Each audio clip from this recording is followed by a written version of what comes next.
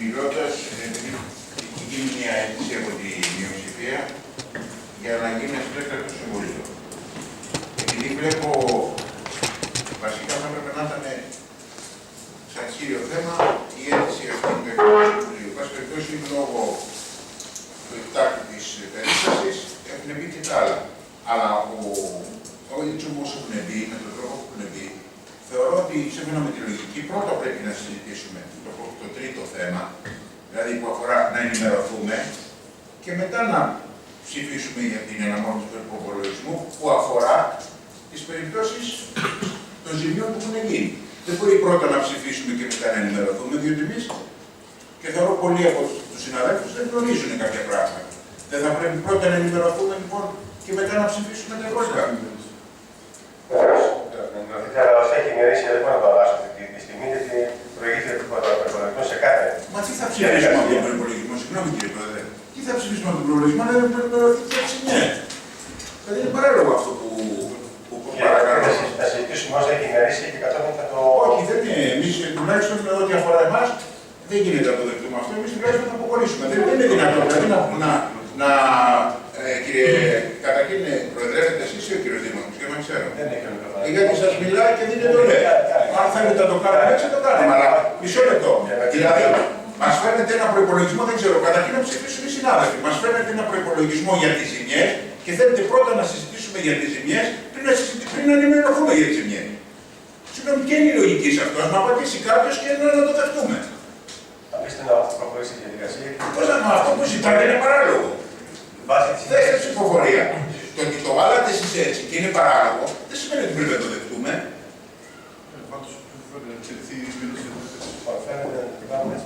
Βεβαίως, πρέπει να μπει στην ψηφοφορία. Το θέτω σαν θέμα και θέλω να το δεχτέσω. Δεν θα γίνει μια ενημέρωση πιο πριν. Ακριβώς. Κοιτάξτε, αυτή τη στιγμή η ενημέρωση θα γίνει στην πορεία. Γιατί όμως έχουν τα θέματα πει έτσι, δεν θα τα αλλάξουν. Μα μας φέρνετε πρώτα να ψηφίσουμε. Για να το χωρίσει η διαδικασία.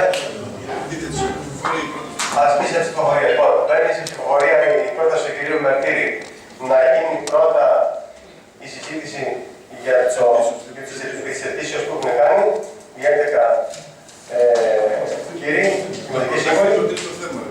Ναι, ή να γίνει κανονικά η διαδικασία. Παρακαλώ. Κανονικά δεν έχετε βάλει εσείς, να τα λέτε καλά. Έτσι πρέπει. Να γίνει κανονικά η διαδικασία όπως δεν είναι. Κανονικά η διαδικασία να δείτε. Αντί για το 3, το πρώτο. Το ίδιο είναι, κύριε Μερτήρη. Παρακαλώ. Παρακαλώ. Ποιοι ψηφίσουν την πρόταση του κ. Μερτήρη. 5. Ποιοι δεν ψηφίσουν την πρόταση του κ. Μερτήρη.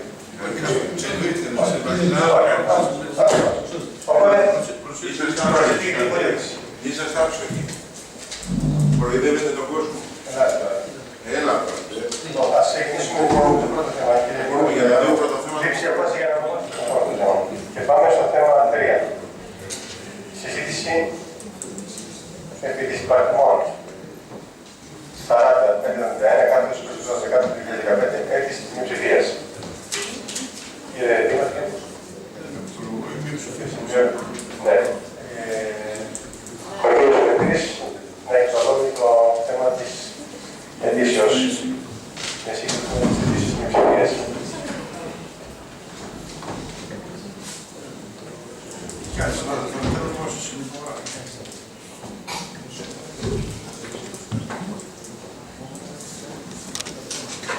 Εντάξει, ψηφίσατε. Έγινε το νόμο, κύριε Μερτήρη. Λέω, εντάξει, ψηφίσατε. Για το τρίτο θέμα μιλάμε. Περάσατε. Για το τρίτο θέμα. Τα ξέρετε όλα. Για το τρίτο θέμα μιλάμε. Συγχαρητήρια. Για το τρίτο θέμα μιλάμε.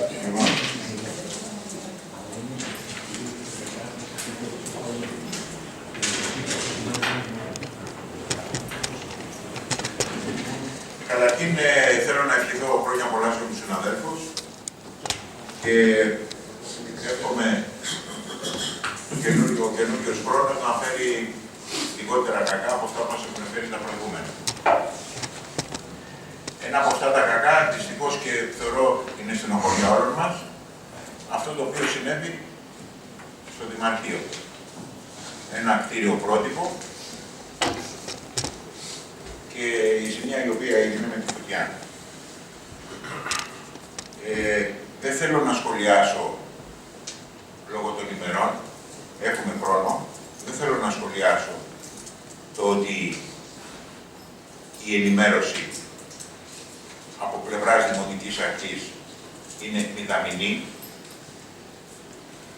Δεν είχαμε καμία ενημέρωση, όχι μόνο εμείς, αλλά και το γνωρίζω πολύ καλά και πολλοί δημοτικοί σύμβουλοι της συμπολίτευσης.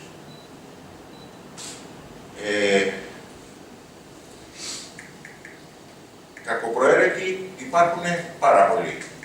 Το ξέρετε και το γνωρίζετε.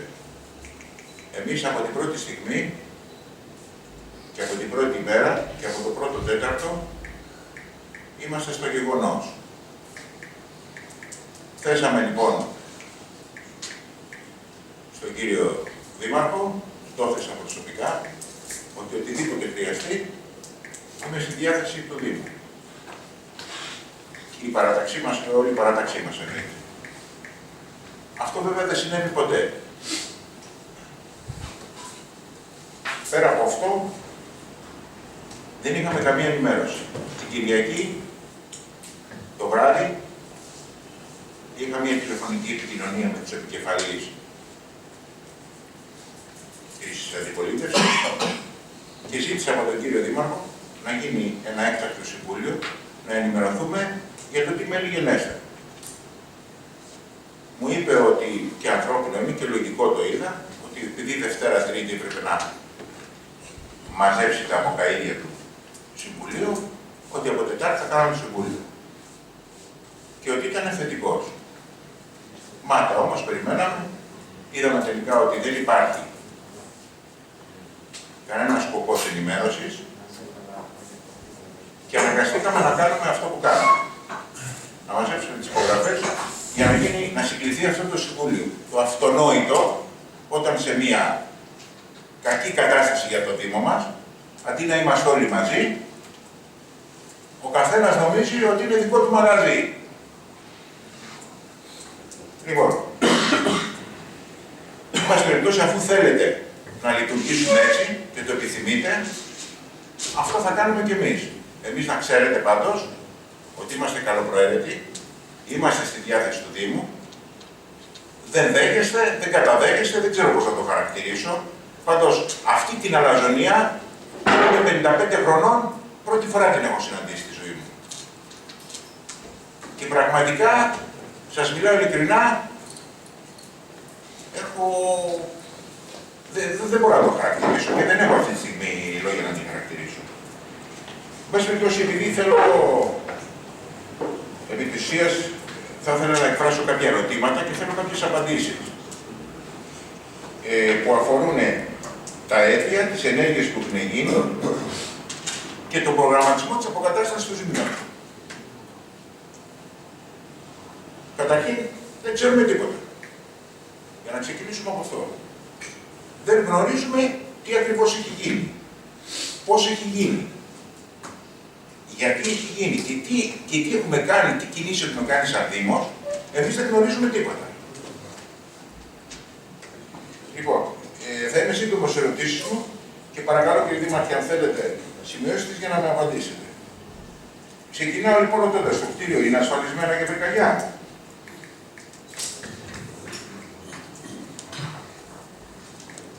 Αν υπάρχει πιστοποιητικό πυρασφαλείας συγκεκριμένο από την πυροσβεστική υπηρεσία.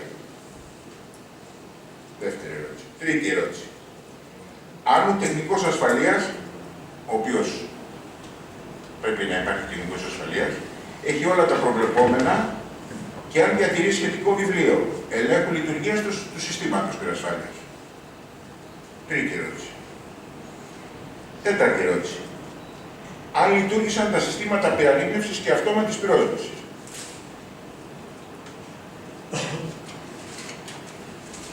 Πέμπτη ερώτηση. Αν έχουμε κάποια πληροφόρηση από τον πραγματογνώμονα που ανέλαβε από την πυροσβεστική υπηρεσία την υπόθεση. Γιατί αυτό που ξέρουμε από άλλες υπηρεσίες, από τη δικιά μας δεν το ξέρουμε, ότι την υπόθεση την έχει αναλάβει πραγματογνώμονας. Και βέβαια τις διαδικασίες θεωρώ ότι οι περισσότεροι τις γνωρίζετε. Καταθέτει ο πραγματογνώμονας στην πραγματογνωσύνη του στην πυροσβεστική και από εκεί πέρα αυτεπάγγελτα η πυροσβεστική καταθέτει στην εισαγγελία. αν λειτουργήσε ο συναγερμός και αν έχετε γνώση για την ώρα που ενεργοποιήθηκε πριν την εκδήλωση της φωτιάς. Έκτη ερώτηση. Έβδομη ερώτηση. Αν ο χώρος πληρεί όλες τις προϋποθέσεις για τη φιλοξενία εκδηλώσεων, όπως η έκθεση οικοτεχνίας, που ολοκληρώθηκε λίγες ώρες πριν τη φωτιά. Και ποιος υπέγραψε αυτή τη σύμβαση για τη φιλοξενία των εκδηλώσεων. Όγδοη ερώτηση. Μετά το συμβάν, η τεχνική υπηρεσία έχει προβεί σε έλεγχο για τυχόν ζημιές του σκελέτου του κτηρίου, των τυχωμάτων, του δαπέδου, του πρώτου ορόφου και αν έχει υποβάλει σχετική έκθεση. Ένατη ερώτηση. Αν έχετε κάνει αναλυτική καταγραφή των ζημιών, κυριακά και περιεχόμενα. Αν έχετε, δέκατη ερώτηση, αν έχετε κάποιο προϋπολογισμό των ζημιών. Τι εργασίες, δέκατη ερώτηση, τι εργασίες έχουν γίνει μέχρι σήμερα και ποιο είναι το πλάνο σας και ο προγραμματισμός για την αποκατάσταση των ζημιών. Και το δέκατη ερώτηση, τι αντικείμενα ακριβώς έχουν μεταφερθεί σε χώρο εκτός δημαρχείου. Και επειδή αυτό ο Δήμος το έχει σαν συνήθεια και το κάνει εδώ και πολύ καιρό, έχετε φανταστείτε πώς λειτουργείτε, έχετε κάνει κάποιες ενέργειες, εμείς δεν έχουμε ενημερωθεί καθόλου και σήμερα το βράδυ μας φαίνεται τεχνική υπηρεσία να περάσουμε αυτά τα θέματα. Και εσείς κύριε συγχαρητήρια το ψηφίσατε. Δηλαδή, έχουν γίνει αυτά, έχουν πάρει κάποιες αποφάσεις, μας έχουν γράψει όλους τα παλιά μας των υποδημάτων, γιατί δεν έχουν γράψει μόνο εμάς, έχουν γράψει και εσάς που ανήκετε στις υπηρεσίες και στην οικονομική στις επιτροπές. Έχουν πάρει λοιπόν αποφάσεις, δεν ξέρω ποιοι τις έχουν πάρει, ποιοι έχουν κάνει το Δήμο μαγαζάκι τους, και το λέω ευθέως και το καταγγέλλω, και έρχονται σήμερα εκ των υστέρων να μας πούνε τι. Μετά, αν ο Δήμος μίσθωσε αυτό το χώρο και αν κρίνει τις προϋποθέσεις αποθήκευσης αυτών των αντικειμένων. Και αν έχει γίνει μισθωτήριο. Και αν είναι νόμιμος αυτός ο χώρος. Τι ενέργειες έχουν γίνει και τι έχει συζητηθεί με την περιφέρεια, συγκεκριμένα γιατί μία μέρα που πήγα στο Δημαρχείο ήταν εκεί ο κ. Φιλίππου. Έχει ενημερωθεί η περιφέρεια. Και τι ενέργειες έχουν γίνει.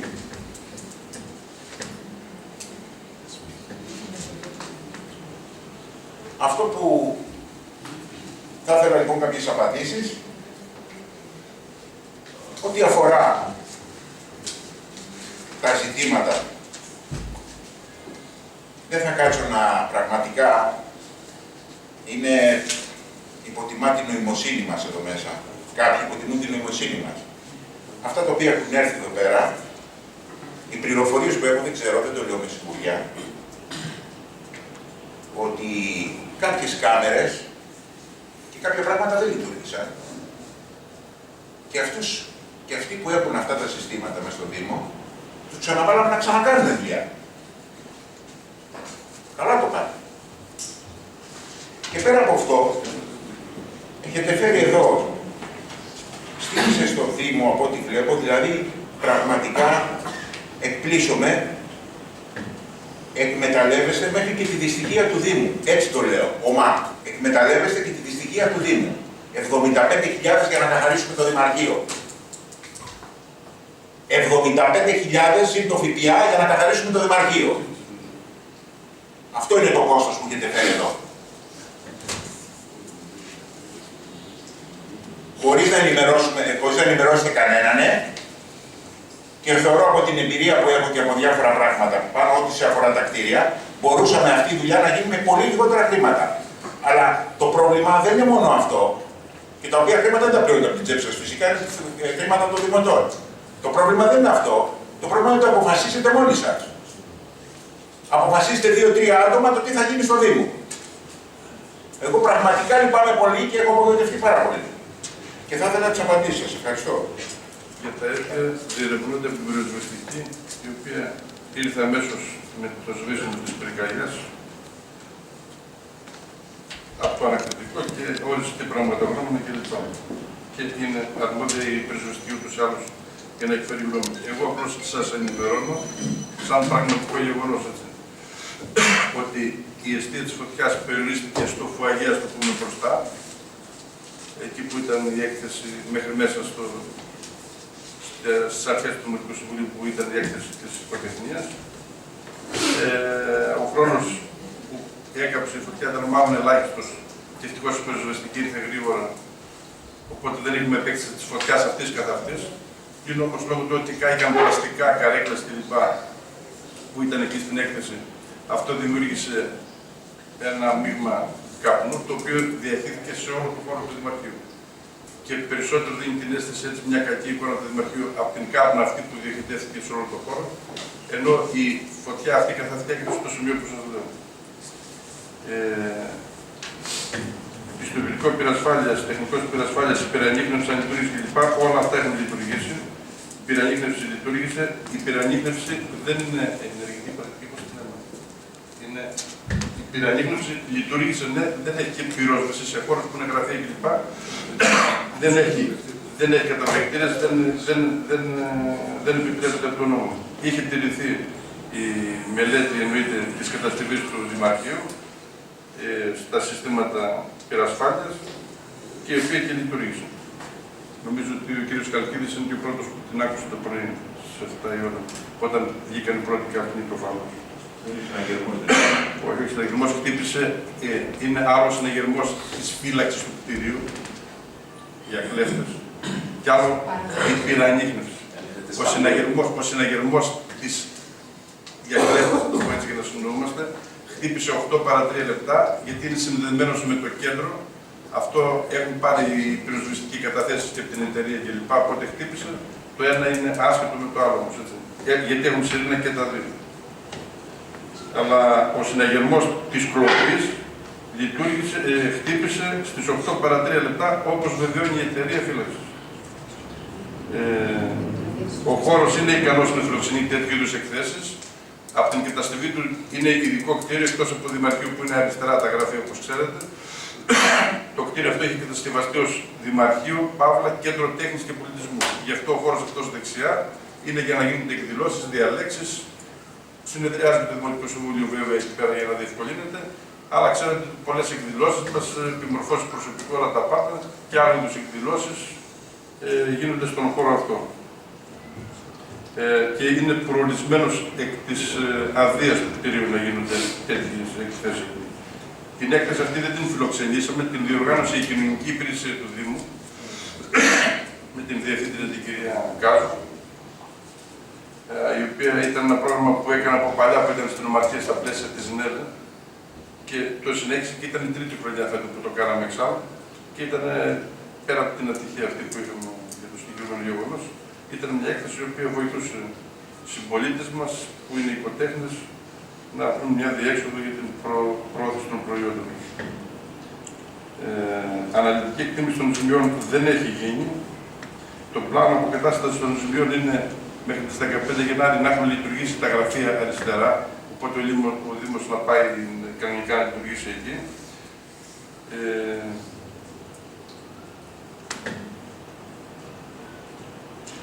Η τεχνική υπηρεσία δεν είναι αρμόδια να κάνει ελέγχους στατικότητας κλπ. Ήδη είχα ζητήσει και έγινε έλεγχος στατικότητας από την ΙΔΟΜ, από επιτροπή που προβλέπει ο νόμος. Θα εκδοθεί πόρισμα και ανάλογα με το τι θα μας προτείνει η επιτροπή αυτή, θα ενεργήσουμε περαιτέρω. Αυτή τη στιγμή δεν μπορώ να πω κάτι περισσότερο γιατί δεν ξέρω τι θα πει η επιτροπή.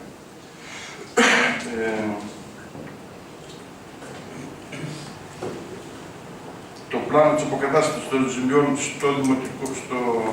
στο δεξί κομμάτι, στην είσοδο δηλαδή και δεξιά, είναι κάτι το οποίο, επειδή εκεί είχε πραγματοποιηθεί φωτιά, η ψευδοροφή δεν κάηκε, ήταν πυράδοχα τα υλικά, αλλά καψαλίστηκε, ας το πούμε, από κάτω το βάψιμο, δεν ξέρω πώς το πούμε, και αναγκαία αυτά τα πράγματα πεταχτήκαμε. Προσφορές σαφώς έχουμε πάρει. Αυτά που έχουν γίνει είναι οι πρώτες ανάγκες σε έκτακτες συνθήκες ανωτέρας βίας που έπρεπε να πάρουμε. Λειτουργήσα και να τα πάρετε πίσω όσα είπατε, κύριε μερτήρι, γιατί είναι άκρως προσελητικό, όσα είπατε, διότι το ποιοι παίρνουν αποφάσεις το ορίζει ο κώδικας Δήμων και το ορίζει ο Καλλικράτης του 3852 του 10, στο άρθρο 58 της αρμοδιότητας του Δημάρχου, που μιλάει ότι σε αυτές τις περιπτώσεις, σκέψου να έχει μια επιμήρυκια επερμήνης να κάνει συμβούλια ή μια πυρκαγιά, όπως είπαμε.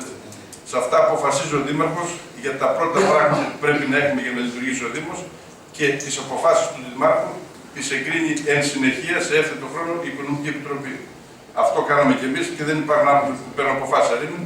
Και όσον αφορά την πλειοψηφία, η οποία ενδιαφέρει είναι κάθε μέρα μέσα στο κτίριο και μέσα στη φωτιά να δουλεύει και να προσπαθεί να λειτουργήσει ο Δήμος, να εξυπηρετεί τους πολίτες που τους εξυπηρετούμε στον δρόμο και από εδώ και από εκεί, είναι άνθρωποι που έχουν δώσει την ψυχή τους και μπορεί να τους απευθύνετε τέτοιους λόγους, εσείς κύριε Μερτήρη. Αν ξέρουν, δεν ξέρουν. Είναι όλοι ενήμεροι για το τι ακριβώς γίνεται και με ποιο τρόπο γίνεται. Και είναι όλοι πάνω κατά πάνω να βοηθήσουν στην αποκατάσταση της εξυπηρέτησης του κόσμου. Για προσφορές νεκτάρι, μόνο αυτό είπες και έχουμε πάρει προσφορές. Και τα 80.000 είναι για το αριστερό κομμάτι. Όσον αφορά τον καθαρισμό, ο καθαρισμός είναι 25.000 και όχι 75.000. Διότι μέσα στις 75.000 περιλαμβάνονται οι καθαρέσεις που πρέπει να φέρουν κάποια πράγματα πίσω σε κανένα κεφάλι, το πέταγμα των κάποιων πραγμάτων, η διακίνηση, όλα αυτά τα πράγματα εκεί που έπρεπε να φύγουν την πρώτη μέρα, να κατεβούν τζάμια, να μην σφάξουν γιατί κάποια από τη ζέστη τα εσωτερικά είχαν σπάσει και να γίνει ένας πρώτος καθαρισμός του χώρου για να μην είναι ακραία επικίνδυνος όπως ήταν μετά την πυρόσβεση. Σε αυτό το ποσό αφορά και την αίθουσα του Δημοτικού Συμβουλίου. Στα 75.000, στα 100, πόσο είναι, στα 75 αφορά και την αίθουσα του Δημοτικού Συμβουλίου, οι καθαρέσεις που έχουν γίνει, οι ψευδοροφές, όλα αυτά που έχουν φύγει, τα τζάμια που σπάσανε, καθαρίζουν. Τα έπιπλα κάηκαν στην αίθουσα του Δημοτικού. Τα έπιπλα δεν κάηκαν, ήταν ατόφια, αλλά έχουν τόση κάπνο που δεν ξέρω αν μπορούν να καθαριστούν. Δεν κάηκαν οι καρέκλες, δηλαδή το Δημοτικό Συμβούλιο, για να καταλάβετε, η τελευταία σειρά τραπεζιών που ήταν στο Σκαλοπάτι, ας πούμε, που είναι τα έδρανα του Δημοτικού Συμβουλίου, δεν είχαν καεί τα τραπέζια εκείνα. Είχαν καεί από εκεί και μπροστά. Δηλαδή, στην αίθουσα του, στα έδρανα του Συμβουλίου και μία σειρά τραπέζια πριν δεν είχε πάει. Είχε κάψει πριν από εκεί. Αυτά.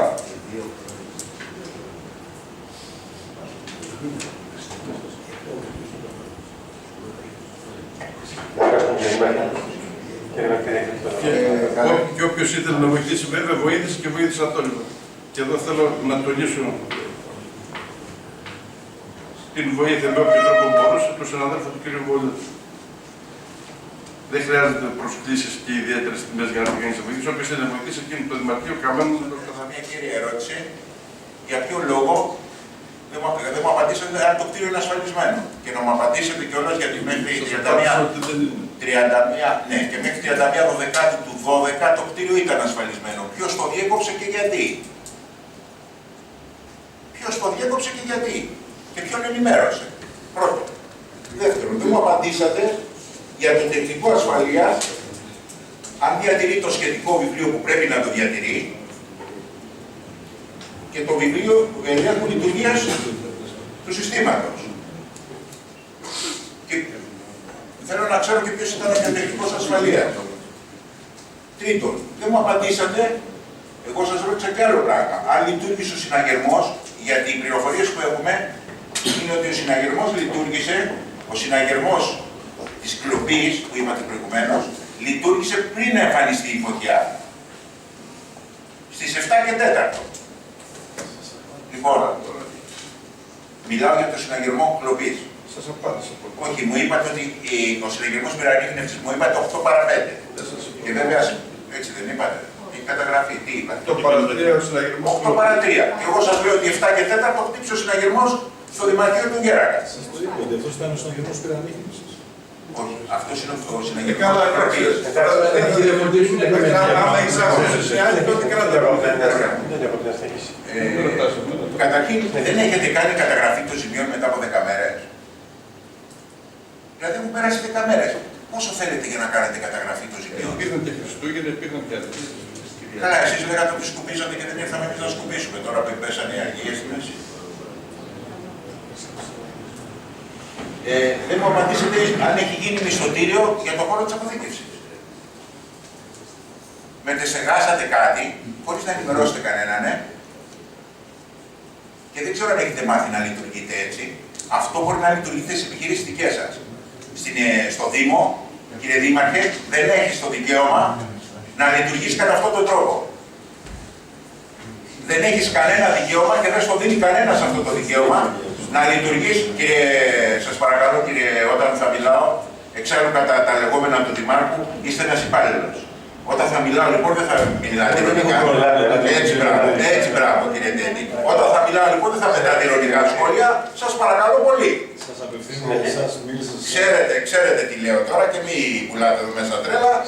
Ξέρετε τι λέω. Λοιπόν, τις ειρωνίες αλλού, όχι σε μένα. Κύριε Μερτήρη, αυτός που σαρκάζεται εδώ πέρα μέσα συνεχώς είστε εσείς κανένας. Εντάξει, καταρχήν δεν έχετε το τι είμαι, αν είναι τιμητής ή όχι, είναι θέμα δικό μου. Εσείς δεν έχετε το δικαίωμα να με κρίνετε πάντως. Εντάξει. Έτσι πράγμα. Για να μπαίνουν κάποια πράγματα στη θέση τους. Λοιπόν, καταρχήν έχουν περάσει 10 μέρες και δεν έχετε κάνει καταγραφή των ζημιών. Δηλαδή τι περιμένετε, τι θέλετε δηλαδή, για να πόσες μέρες πρέπει να περάσουν για να κάνετε καταγραφή των ζημιών. Και δεν μου απαντήσατε και αν έχει γίνει μισθωτήριο με το απέναντι και αν είναι νόμιμο το απέναντι. Και κατά πόσο διασφαλίζονται τα πράγματα που φεύγουν από το Δήμο και πάνε απέναντι. Και όταν δεν μπορείτε να απαντήσετε, κύριε Δήμαρχε, μη σχολιάζετε αν κοιτάω την κάμερα ή όχι. Το τι κάνω είναι θέμα δικό μου. Έχετε ολοκληρώσει. Παρακαλώ, άλλος. Σιρήνα της πυρανίχνευσης, γιατί έχει δύο σιρήνες. Μία η πυρανίχνευση και μία της φύλαξης. Από κλέφτες. Της πυρανίχνευσης λειτουργήσε γύρω στις 7 και 4 και της κλοπής 8 παρά 3 λεπτά όπως κατέγραψε η εταιρεία φύλαξης. Η μίσθωση έγινε για να μεταστεγαστούν οι υπηρεσίες, γιατί λειτουργούσαμε στο πεζοδρόμιο, στο υπόγειο δεν μπορούσαμε να πάμε. Ένα γραφείο που υπήρχε εκεί πέρα ήταν χωρίς φως, χωρίς δεν έμπαινε εκεί πέρα και είχε και μια μυρωδία από το κάπνα. Και έγινε η μίσθωση αμέσως των χώρων αυτών απέναντι. Και ο κάθε υπάλληλος που έχει στο κομπιούτερ του χρεωμένος προσωπικά το έχει μεταφέρει σε χώρο που είναι μισθωμένος από το Δήμο και ο οποίος φυλάσσεται με τον security που φυλάσσει και το Δημαρχείο και μπήκε και συνεργικός. Έχετε το μισθωτήριο. Μην διαπραγματεύετε, μην διαπραγματεύετε.